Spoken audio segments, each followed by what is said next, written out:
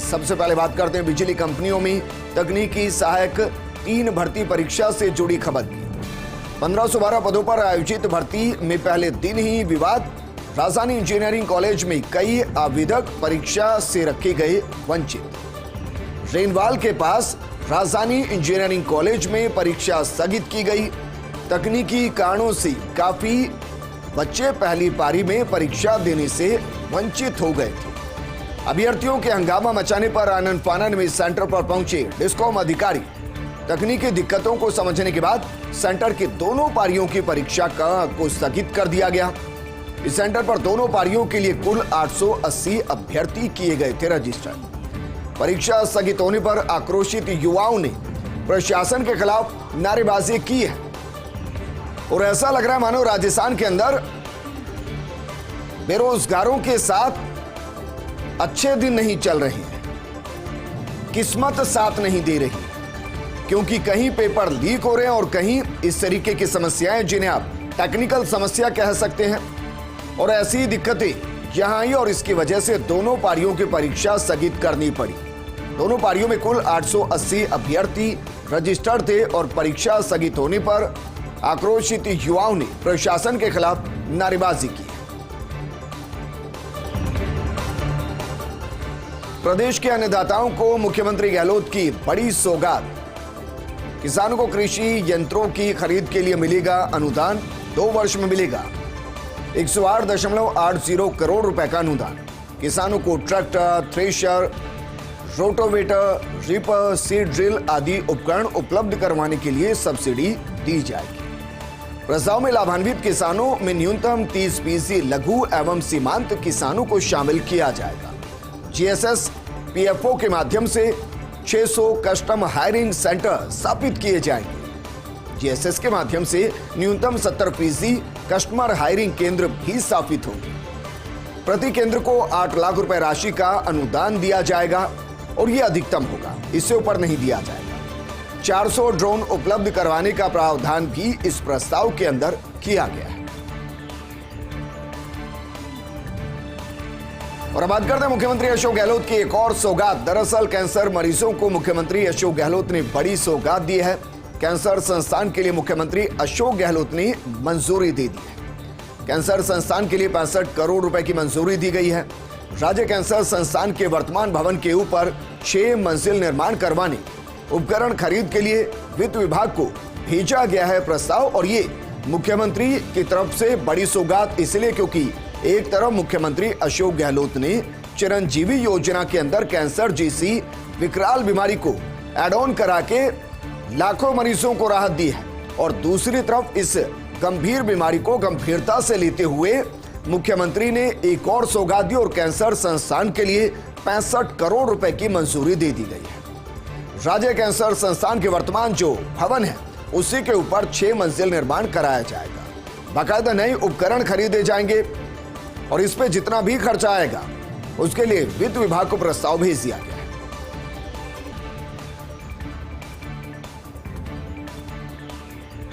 शोध करने वालों को उपलब्ध होंगे मनमोहन सिंह के निजी दस्तावेज। अशोका यूनिवर्सिटी ने बताया 1956 से 2014 तक कैटलॉग। मनमोहन सिंह की बेटी दमन सिंह ने यूनिवर्सिटी को सौंपे दस्तावेज। कैटलॉग में 10,000 से ज्यादा तस्वीरें हैं, करीब 20,000 दस्तावेज हैं। पूर्व प्रधानमंत्री डॉक्टर मनमोहन सिंह का लंबा अकादमिक रिकॉर्ड रहा है। वो बाकायदा कैम्ब्रिज के छात्र रहे हैं। बाद में भारतीय रिजर्व बैंक के गवर्नर की जिम्मेदारी उन्होंने संभाली। वो योजना आयोग के उपाध्यक्ष भी रहे। बाकायदा देश के अंदर वो वित्त मंत्री की जिम्मेदारी संभालते नजर आए और देश में 2 बार प्रधानमंत्री की जिम्मेदारी भी उन्होंने संभाली। कई सालों से पिता के दस्तावेजों का संकलन कर रही थी दमन सिंह। इनमें बाकायदा आर्टिकल यानी कि लेख हैं, उनके भाषण हैं, अलग अलग माध्यम पर दिए गए उनके इंटरव्यू हैं, प्रेस कॉन्फ्रेंस है, इन सभी का डिजिटल संकलन भी किया गया है। आर्थिक विषयों पर शोध करने वालों के लिए यह कैटलॉग यकीनन बेहद उपयोगी रहेगी, क्योंकि डॉक्टर मनमोहन सिंह जिन्होंने हिंदुस्तान में अर्थशास्त्र के जरिए देश की अर्थव्यवस्था को एक रिवॉल्यूशनरी फेज पर लेकर आए। वित्त मंत्री रहते हुए उन्होंने देश को आगे बढ़ाया, अर्थव्यवस्था को आगे बढ़ाया। आरबीआई के गवर्नर रहते हुए उन्होंने कई ऐसे नवाचार किए, कई ऐसे पॉलिसीज को एग्जीक्यूट किया जिससे न सिर्फ बैंकिंग सेक्टर मजबूत हुआ बल्कि आम आदमी की बैंकिंग सेक्टर के साथ कनेक्टिविटी भी बढ़ी। और उनके प्रधानमंत्री के कार्यकाल में अनेकों सवाल होते हैं, लेकिन सच्चाई यह है कि जब पूरी दुनिया मंदी के दौर से गुजर रही थी, उस दौरान बेहतरीन आर्थिक प्रबंधन करने के लिए उनको श्रेय जाता। और ये बाकायदा एक डॉक्यूमेंटेशन है जिसमें अनेकों वीडियो हैं, उनके आर्टिकल्स हैं, उनके शोध हैं, उनके विचार हैं, ये सब संकलन किया गया। और अब जो भी शोधार्थी या कहें कि जो भी विद्यार्थी शोध करने के लिए चाहता है कि आर्थिक विषयों में उनको पढ़ा जाए, उनके आर्टिकल्स को पढ़ा जाए, उनको एक कैटलॉग आसानी से मुहैया हो। और बात करते हैं शेयर बाजार की, जिसमें ब्लड बाथ के बाद आज बल्ले बल्ले होती नजर आई। शेयर बाजार में बीते कई दिनों से ब्लड बाथ यानी कि निवेशकों को भारी नुकसान हो रहा था। लगातार शेयर में गिरावट आ रही थी, सेंसेक्स निफ्टी धड़ाम हो रहे थे, लेकिन आज बल्ले बल्ले नजर आई। आज जोरदार बढ़त के साथ शेयर बाजार बंद हुआ। बात अगर सेंसेक्स की करें तो 1500 अंकों से ज्यादा का उछाल एक ही दिन में या कहें कि एक ही सेशन में सेंसेक्स के अंदर नजर आया। निफ्टी की बात करें, निफ्टी के अंदर भी जबरदस्त तेजी देखी गई। सेंसेक्स 1534 अंक या फिर अगर इसको फीसदी में समझे तो 2.91% की उछाल लेते हुए 54,326 के स्तर पर बंद हुआ। वहीं 16,266 के स्तर पर बंद हुआ निफ्टी सूचकांक 457 अंक या फिर 2.89% की तेजी लेते हुए 16,266 के स्तर पर बंद हुआ। और काफी दिनों के बाद शेयर बाजार में जिन्होंने निवेश किया है उन निवेशकों को राहत की सांस मिली, चेहरे पर थोड़ी सी मुस्कान आई। और बात करते हैं सशस्त्र बलों की, जिन्हें आरटीआई के दायरे से बाहर रखने की कवायद चल रही है। साइबर सुरक्षा, टैक्स डेटा एजेंसियां भी होंगी आरटीआई के दायरे से बाहर। अधिसूचना पर काम कर रहा है कार्मिक एवं प्रशिक्षण विभाग यानी कि डीओपीटी। आरटीआई एक्ट 2005 की दूसरी अनुसूची में शामिल होंगी ये संस्थाएं। कैबिनेट सचिव की अध्यक्षता में हुई सचिवों की समिति की बैठक। इस दौरान तीनों प्रमुख सशस्त्र बल यानी कि सीएआरटी, डीजीएआरएम के बारे में गंभीर विचार हुए। इनको आरटीआई एक्ट की दूसरी अनुसूची में शामिल करने का फैसला हुआ है। और बात करते हैं कांग्रेस की। चिंतन हुआ, मंथन हुआ, उसके बाद कुछ नेता छोड़कर गए, लेकिन अब अगले महीने से कांग्रेस के जन जागरण अभियान का दूसरा चरण शुरू हो रहा है। महंगाई और बेरोजगारी के खिलाफ देशव्यापी आंदोलन की तैयारी की जा रही है। वहीं 2 अक्टूबर से कन्याकुमारी से कश्मीर तक भारत जोड़ो यात्रा शुरू की जाएगी। गांधी जयंती पर राहुल गांधी कन्याकुमारी से उद्घाटन करेंगे।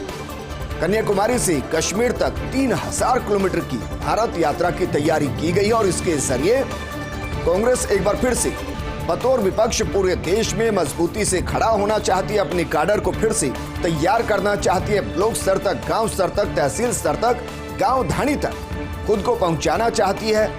और इसके लिए शुरू की गई है भारत जोड़ो यात्रा, जो 2 अक्टूबर से शुरू होगी।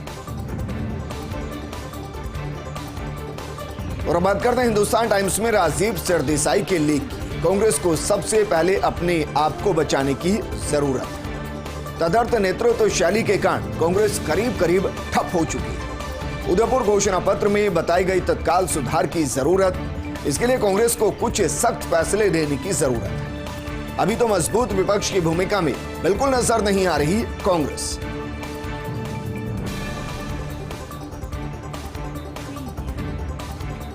गर्मी के बीच एक राहत की खबर। इस साल समय से पहले दक्षिण पश्चिम मानसून का आगमन हो सकता है। अंडमान एवं निकोबार प्रायद्वीप के आसमान में मानसून छा गया है। भारतीय मौसम विभाग की भविष्यवाणी, अगले 5 दिनों में इस क्षेत्र में अच्छी बारिश होने की संभावना है। केरल में एक सप्ताह पहले पहुंच सकता है दक्षिण पश्चिम मानसून। केरल और कर्नाटक में शुरू हो चुकी है मानसून से पहले की बारिश, यानी कि प्री मानसून बारिश शुरू हो चुकी है। हालांकि अभी भी गर्मी उत्तर भारत के अंदर कहर बरपा रही है और अभी भी उम्मीद की जा रही है कि बारिश की बौछारें उत्तर भारत पट्टी के अंदर भी थोड़ी सी नजर आए और उससे तापमान में गिरावट महसूस हो, लेकिन अभी हाल फिलहाल ऐसी कोई संभावना नहीं। और बात करते हैं कि ऐसे आंकड़े की जिस पर आपको यकीन ना भी हो, क्योंकि इस साल गेहूं के उत्पादन में 3% की कमी रहेगी। केंद्रीय कृषि मंत्रालय का आकलन है इस साल गेहूं का उत्पादन 10.6 करोड़ टन रहने की संभावना है, जबकि पिछले साल 2020-21 की बात की जाए तो गेहूं का उत्पादन 10.9 करोड़ टन था।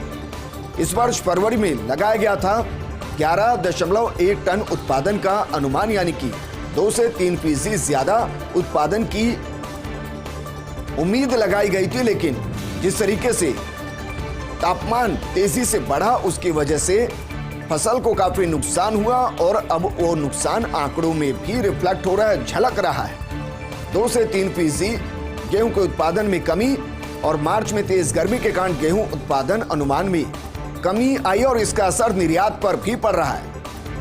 जो रूस और यूक्रेन के बीच में जंग छिड़ी और उसके बाद माना जा रहा था कि भारत फ्रंट फुट पर एक बड़ा निर्यातक अंतर्राष्ट्रीय स्तर पर नजर आएगा, लेकिन जिस तरीके से ये आंकड़ा कम हुआ उसके बाद निर्यात पर रोक लगाई गई और जो किसान सोच रहे थे कि दाम तेजी से बढ़ेंगे वो एक बार फिर से कंट्रोल होते नजर आए।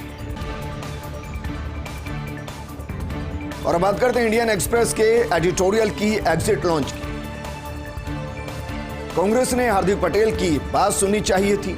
2 साल पहले कांग्रेस ने बनाया था कार्यवाहक प्रदेश अध्यक्ष। 2015 में गुजरात में पाटीदार आंदोलन से उभरे युवा नेता हार्दिक पटेल और कांग्रेस की गंभीर खामियों को उजागर करते हुए उन्होंने इस्तीफा दे दिया है। अब जरा याद कीजिए, इससे पहले पंजाब के अंदर कांग्रेस की सरकार थी और वहां से भी कांग्रेस को हाथ धोना पड़ा है। पहले कैप्टन अमरिंदर सिंह और अब सुनील जाखड़ ने कांग्रेस छोड़ दी है। गुजरात में हार्दिक पटेल के इस्तीफे से कांग्रेस को भारी नुकसान हुआ है।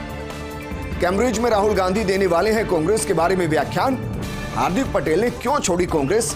कोई ना कोई तो पूछेगा ये सवाल और इसका जवाब क्या कुछ मिलेगा, ये महत्वपूर्ण। हालांकि जिस तरीके से हार्दिक पटेल ने इस्तीफा दिया और अपने इस्तीफे में चिकन सैंडविच से लेकर बड़े नेताओं के मोबाइल पर व्यस्त रहने की जो टिप्पणी की और जो तंज कसी, वो बेहद गंभीर, क्योंकि वो बताते हैं कि आलाकमान हार्दिक की नजर में सियासत को लेकर गंभीर नहीं थे, हार्दिक पटेल को लेकर गंभीर नहीं थे, गुजरात को लेकर गंभीर नहीं।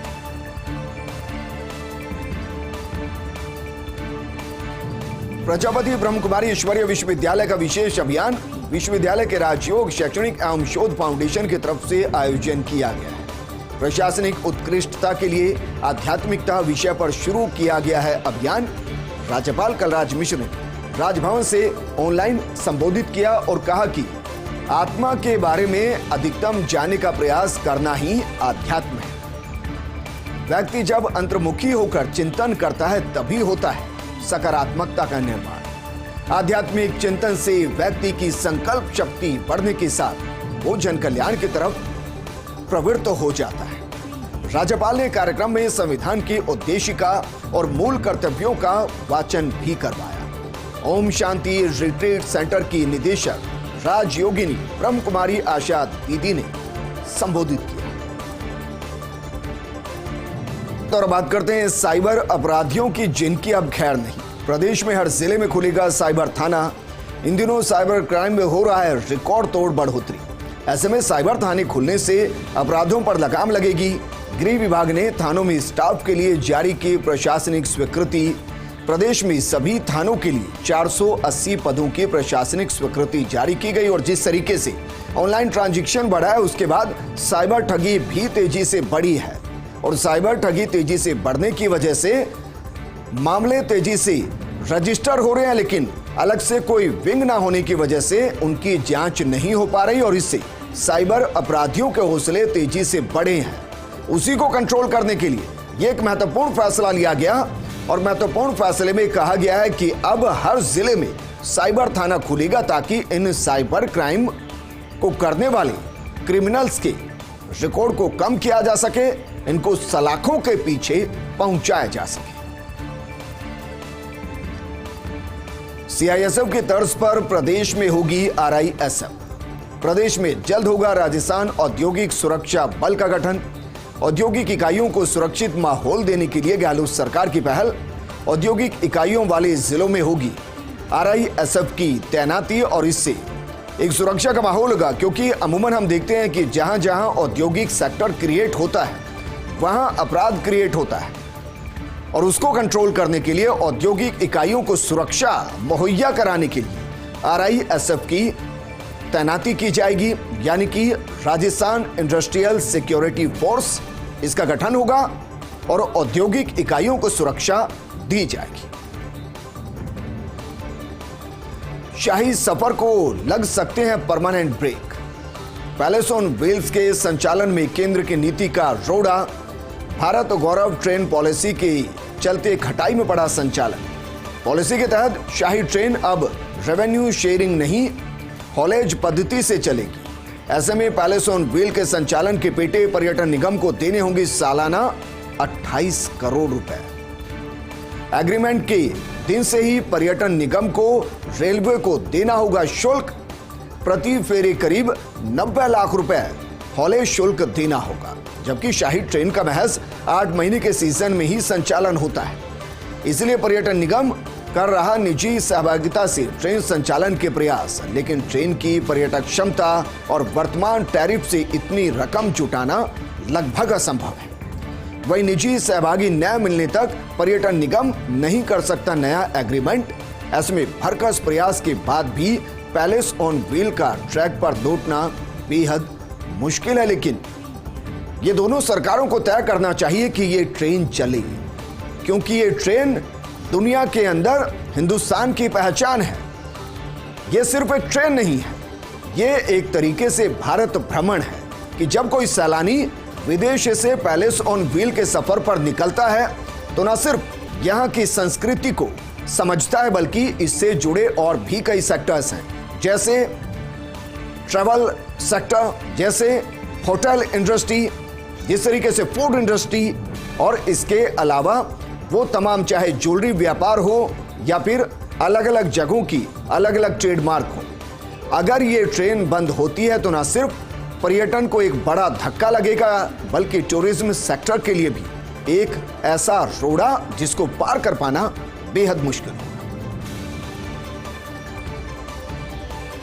और अब बात करते हैं रणथंभौर और सरिस्का के बाघों की कमाई लाखों में है। रणथंभौर के एक बाघ की एक महीने की कमाई करीब 5 लाख रुपए। साल भर में एक बाघ अपनी नुमाइश से करा रहा 60 लाख रुपए की कमाई।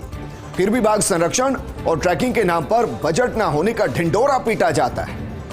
साल 2019-20 में रणथंभौर सफारी से 29 करोड़ 95,49,284 रुपए कमाए गए। बात अगर सरिस्का की जाए तो सरिस्का टाइगर रिजर्व से 1,54,57,775 रुपए कमाए गए। कोरोना के बाद भी बीते वित्त वर्ष में रिकॉर्ड कमाई हुई।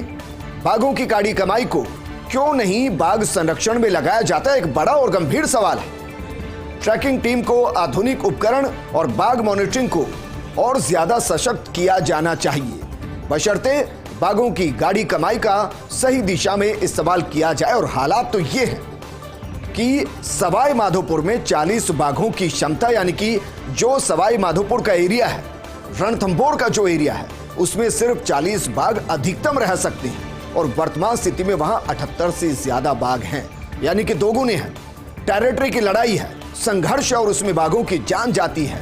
इसके अलावा लगातार वो शिकार होते हैं। इतना मोटा पैसा कमा कर एक बाघ देता है तो उसके बाघ के संरक्षण में अगर उसका इस्तेमाल हो तो ना सिर्फ ये सेक्टर तेजी से बढ़ेगा, बल्कि कमाई के अवसर और ज्यादा बढ़ सकते हैं। वहीं जयपुर में हो सकता leopard capital of the world घोषित। झालाना, आमागढ़, नाहरगढ़ और अचरोल में करीब 75 लेपर्ड्स का विचरण है। अकेले 21 वर्ग किलोमीटर के झालाना में करीब 45 लेपर्ड हैं। दुनिया भर में लेपर्ड्स की संख्या के घनत्व में जयपुर नंबर 1 पायदान पर है। स्टेट वाइल्ड लाइफ बोर्ड के सदस्य सुनील मेहता ने राज्य सरकार को पत्र लिखा। स्टेट वाइल्ड लाइफ बोर्ड के सदस्य धीरेन्द्र गोधा, सरिस्का फाउंडेशन के Dinesh Durrani, wildlife expert Dheeraj Kapoor और अन्य ने मुहिम शुरू की है। जयपुर को leopard capital of the world घोषित करने की मुहिम शुरू की है। ऐसा होने पर लेपर्ड संरक्षण को मिलेगी और गति और ताकत, पर्यावरण सुधार और भूजल स्तर बढ़ाने में कामगार होंगे one. Urban wild life conservation और टूरिज्म बन रहा अब दुनिया में जयपुर की पहचान।